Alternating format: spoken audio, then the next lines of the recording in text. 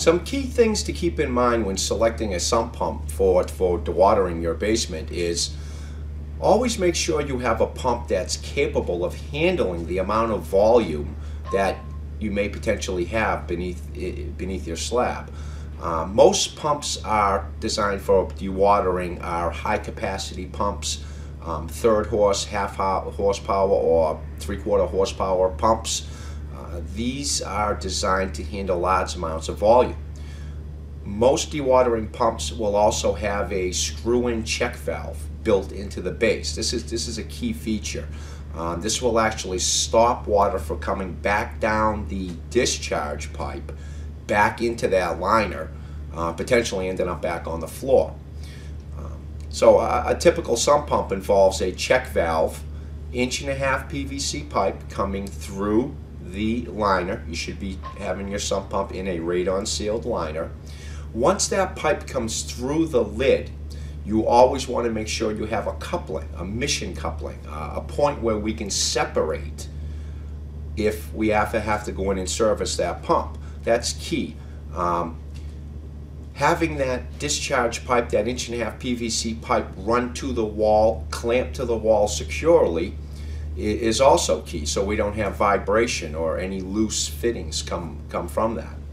Once that 1.5 inch PVC pipe runs up the wall, the best place to discharge a pipe is through the band board or the rim joist of the house, coming outside above grade. Once we come out above grade, we 90 degree elbow back down towards the grading, and typical practice is 1.5 inch PVC pipe to a 4-inch pipe. The 4-inch pipe would then be buried underground out to a suitable means of a collection point, if you will, for that water. Never ever run your discharge pipe just out on top of the surface of the grass or on the lawn.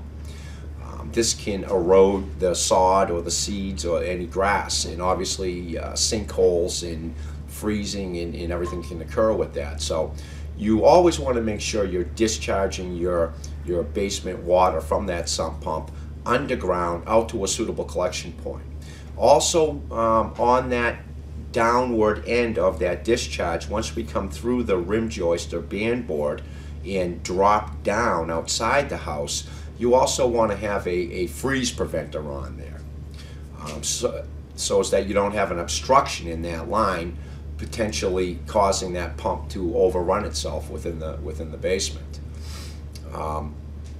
A lawn magnum is a great tool for discharging water. It's a porosity stone that's buried in the ground 46 inches and disperses water through at a much deeper level than just on top of the property.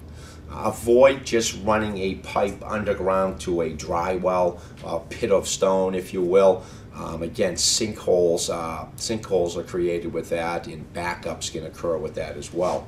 So always make sure you have a suitable means of collection at the end of your discharge pipe there.